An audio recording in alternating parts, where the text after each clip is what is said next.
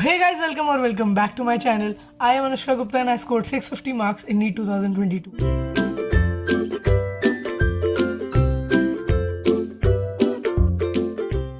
Physics नाम सुन के ही डर लग रहा होगा एंड ऑलरेडी 5-6 वीडियोस देख ली होंगी और 5-6 वीडियोस और देखने का प्लान होगा.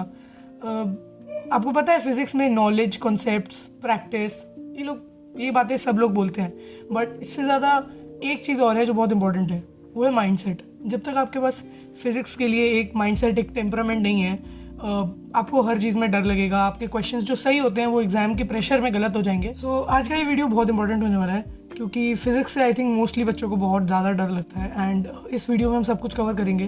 क्या क्या बच्चों की सबसे ज़्यादा प्रॉब्लम होती है या किस वजह से उनको फिजिक्स स्टार्ट करने में दिक्कत होती है, उसके बाद फिजिक्स पढ़ना कैसे है और जो जनरल पॉइंट्स हैं, और उसके बाद लास्ट में कि रिवीजन कैसे करना होता है लास्ट के टाइम पे फिजिक्स के अंदर, एंड जो भी शॉर्ट नोट्स वगैरह सब कुछ.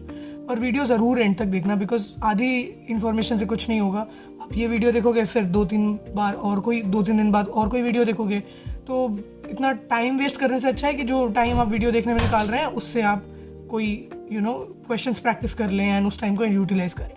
सो एक वीडियो देखिए, ढंग से देखिए पूरी, एंड आपको सब कुछ समझ में आ जाएगा. और जो ना आए वो कमेंट सेक्शन में लिख दीजिएगा, I will reply as soon. 3 सबसे बड़ी प्रॉब्लम्स जो मैंने फिगर आउट करी, या फिर ये 3 स्टेजेस में भी हो सकती हैं कि देखो, सबसे पहली प्रॉब्लम होती है कि हमें बहुत डर लग रहा है और हमें मैथ्स नहीं आती, इसलिए हम लोगों ने मैथ्स नहीं उठाई थी, बायो उठाई थी, या जो भी रीज़न है, एंड हमको बहुत डर लगता है और डर की वजह से हमारा क्वेश्चन नहीं होता, या हमें बस फिजिक्स का नाम सुन के ही हमारा मन नहीं करता पढ़ने का एंड हम लोग ट्राई भी नहीं कर रहे हैं. ये पहले टाइप ऑफ बच्चे होते हैं. इसके बाद सेकंड आते हैं जो पढ़ाई करते हैं, क्लास में पढ़ रहे हैं, अच्छे से लेक्चर देखते हैं, घर जाते हैं, जो होमवर्क होता है और जो क्वेश्चंस दिए जाते हैं वो करते हैं, बट जब टेस्ट में जाते हैं तब उनसे सॉल्व नहीं होता.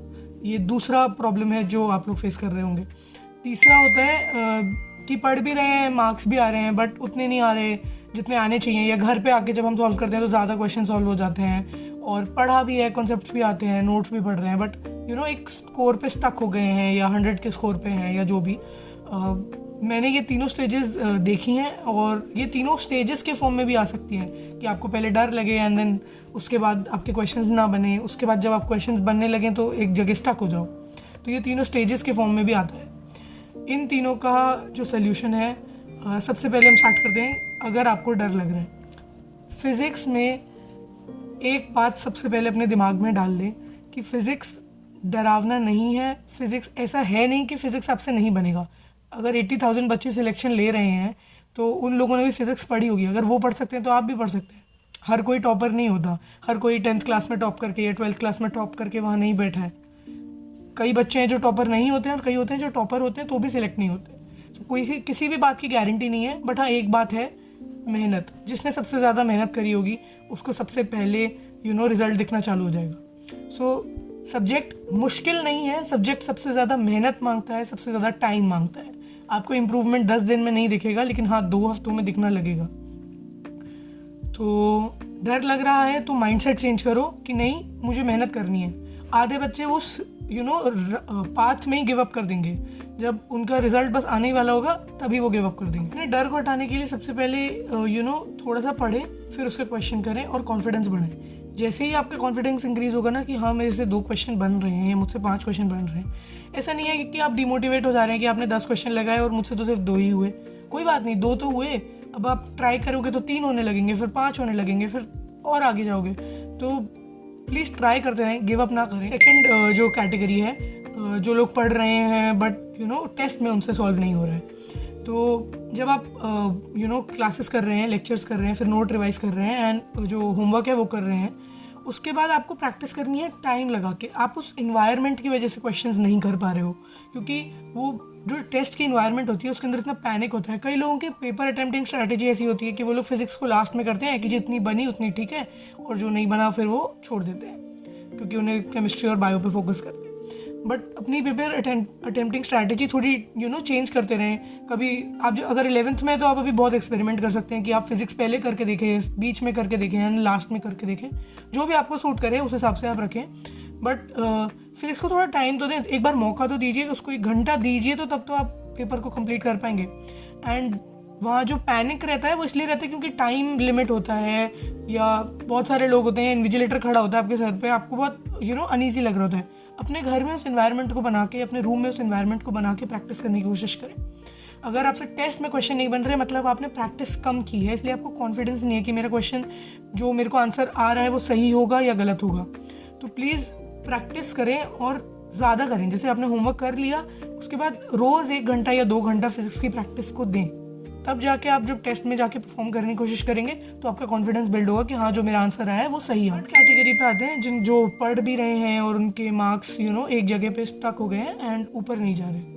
उन लोगों को फाइंड आउट करना है कि उनके वीकनेसेस क्या हैं। हर चैप्टर में पूरा परफेक्ट नहीं होगा, इसलिए कुछ कुछ हिस्से होते होंगे जिनसे एक क्वेश्चन अगर आया, मतलब अगर उस वीक टॉपिक से क्वेश्चन आया तो आपसे नहीं बना, और अगर अगले टेस्ट में वो उस वीक टॉपिक से क्वेश्चन नहीं आया तो आपने उस टॉपिक का क्वेश्चन कर दिया। ऐसे टॉपिक्स को आइडेंटिफाई करें जिनके अंदर आपके वीक टॉपिक्स छूटे हुए हैं, उन वीक टॉपिक्स को मार्क करें एंड उनको एक बार ही दोबारा पढ़ें। जो भी टीचर है, अगर आपको उस टीचर की बात समझ नहीं आई थी तो कोई और टीचर की बात पढ़ें। ऐसा नहीं होता कि टीचर बुरा होता है, हो सकता है आपका समझने का तरीका थोड़ा अलग हो, आपको थोड़ा अलग तरीके से समझ आता हो, तो प्लीज़ अपना टीचर चेंज करके या फिर उसी टीचर से एक बार दोबारा पढ़ने की कोशिश करें।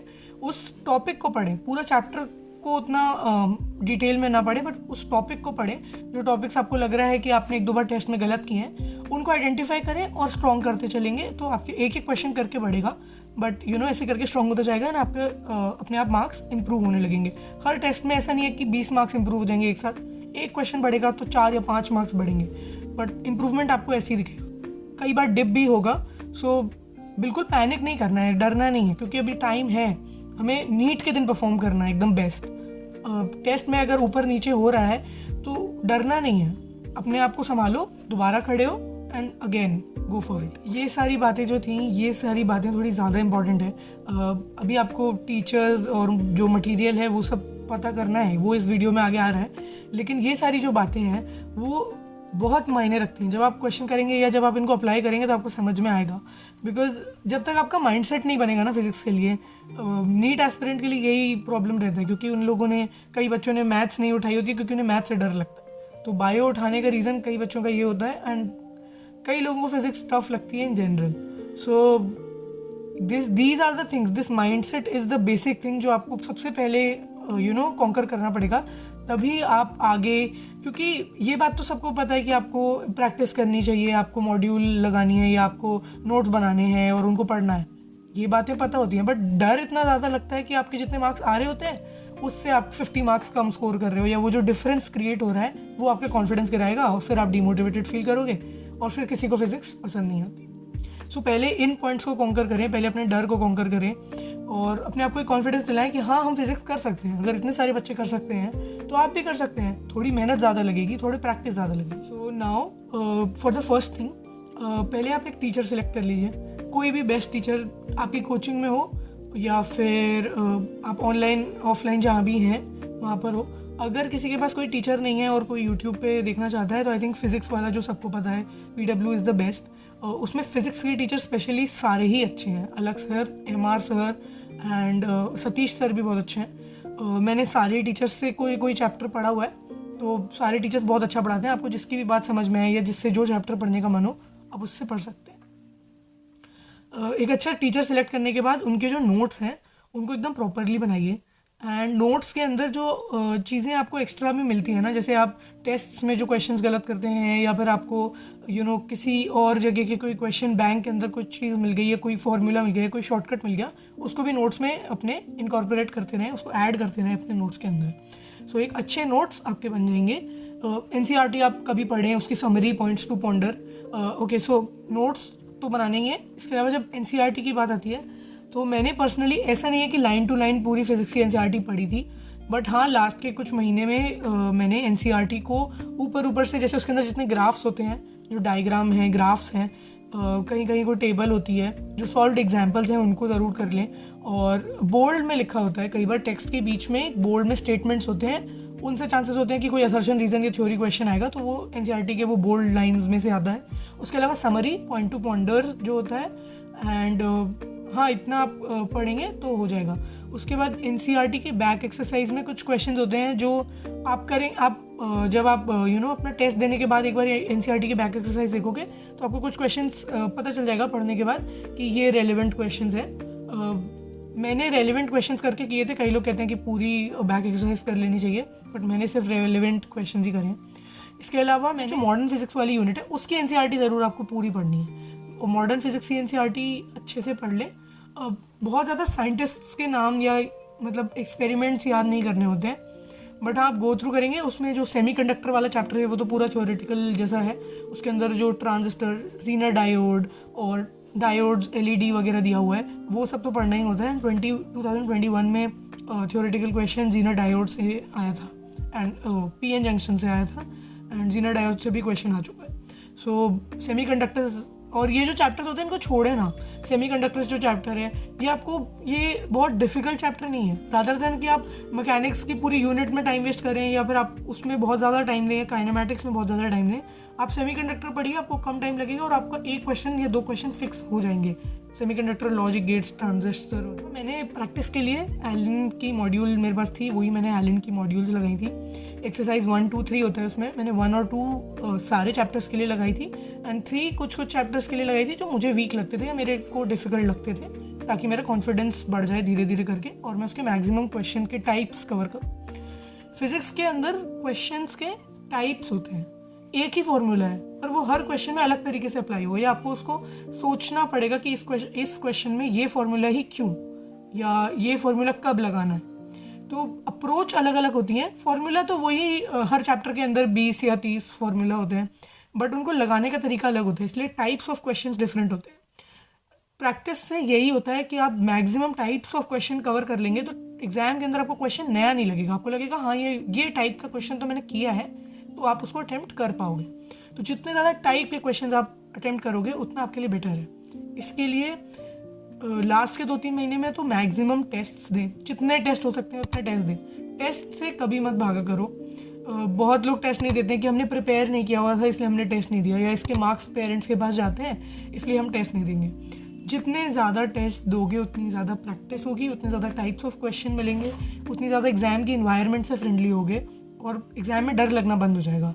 लगेगा कि रूटीन है, कल भी टेस्ट दिया था, आज भी टेस्ट देना है, और एग्ज़ाम वाले दिन भी ऐसे ही एकदम आराम से नीट का एग्ज़ाम दे के आ जाओ। मैंने अपने फर्स्ट अटेम्प्ट में टेस्ट कम दिए थे क्योंकि थोड़ा ऑफलाइन ऑनलाइन का भी इशू था, हम लोग ऑफलाइन टेस्ट दे नहीं सकते थे तब, बट मैंने घर पे भी खुद से भी बैठ के बहुत कम टेस्ट दिए थे, एंड यही चीज़ थी जो मैंने इम्प्रूव करी। ड्रॉप ईयर में मैंने रोज़ लास्ट के 2 महीने में रोज़ एक टेस्ट दिया, एंड टेस्ट्स बहुत इंपॉर्टेंट होते हैं। इवन फिजिक्स के अंदर आप 45 क्वेश्चंस इन 1 गो लगाएं। 50 क्वेश्चंस जो अब आते हैं इस पैटर्न के हिसाब से, 50 के 50 क्वेश्चंस को 1 घंटे में लगाने की कोशिश करें। थोड़ा ज़्यादा समय लग सकता है आपको, 1.5 आवर लग सकता है, उसको धीरे धीरे कम करके 1 आवर 15 मिनट्स, 1 आवर 10 मिनट्स पे ले आएँ। एंड फिजिक्स में जितना ज़्यादा क्वेश्चन करोगे ना उतनी ज़्यादा स्पीड भी अपने आप इंक्रीज होगी। क्वेश्चंस करने के लिए जो लोग अभी बहुत कम स्कोर कर रहे हैं या जिन लोगों ने भी अभी स्टार्ट किया है फिजिक्स को, वो सबसे पहले बेसिक मैथ्स वाले चैप्टर्स, जो एक बेसिक मैथ्स का चैप्टर या लेक्चर होता है वो देखें। अपना मल्टीप्लिकेशन थोड़ा फास्ट करें, थोड़ा मेंटल कैलकुलेशन करनी इंक्रीज करें। जो चीज़ पेपर के बिना हो सकती है, जो आपके दिमाग में हो सकती है, उस कैलकुलेशन को दिमाग में करना चालू करें।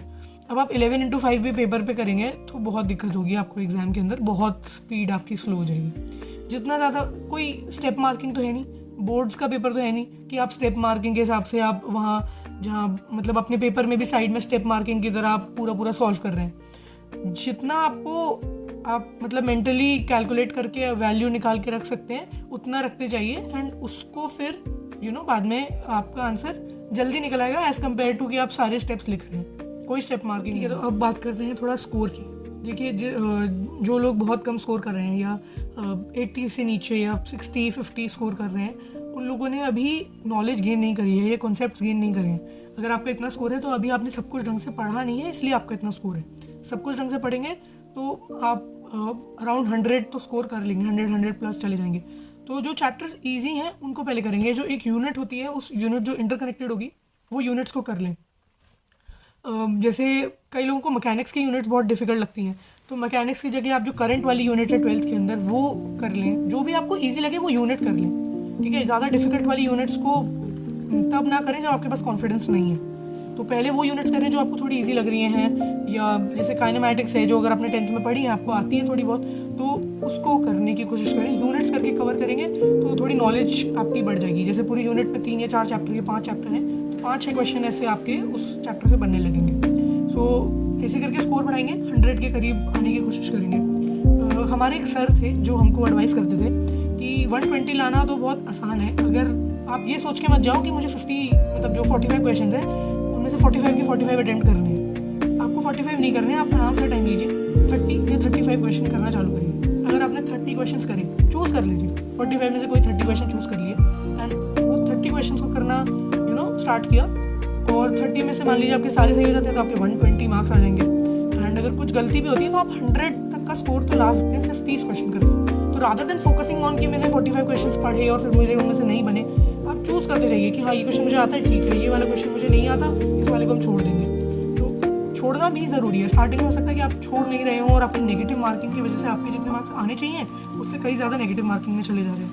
तो धीरे धीरे करके आप बढ़ा सकते हैं। पहले आप 30 क्वेश्चन करके चूज़ करें, फिर आप 35 कर लें, फिर आप 40 करने की कोशिश करें, और जितना आप इम्प्रूव कर पाएँ धीरे धीरे करके उसको इम्प्रूव। बात आती है शॉर्ट नोट्स की। फिजिक्स में शॉर्ट नोट्स बनाने हैं या नहीं बनाने। फिजिक्स में फार्मूला शीट ज़रूर बनाएं, या आपके पास कोई हैंडबुक या कोई ऐसी बुक हो जिसके अंदर फार्मूलाज लिखे हों सारी एक जगह, उसको एक बार पढ़ लें और उसमें ऐड कर लें जो भी फार्मूलाज आपके नोट्स में अलग से लिखे हुए हैं, या जो भी शॉर्टकट्स लिखे होते हैं कई जगह, वो चीज़ें वहाँ पर इनकॉर्पोरेट कर लें। तो मैंने एक फार्मूला शीट्स बनाई थी, एंड मैंने शॉर्ट नोट्स बहुत ज़्यादा एज सच नहीं बनाए थे, बट फार्मूला शीट्स थी। उसके अंदर कुछ कॉन्सेप्ट्स भी जो मेरे गलत होते थे उसमें मार्क करने होते थे, उसी में मैंने मार्क कर लिए थे, एंड आप उसमें ऐड कर सकते हो कॉन्सेप्ट को। ऐसे नहीं कि आप जैसे कुछ चीज़ें होती हैं उनका कुछ स्लोगन या कॉन्सेप्ट की एक बेसिक लाइन बन जाती है।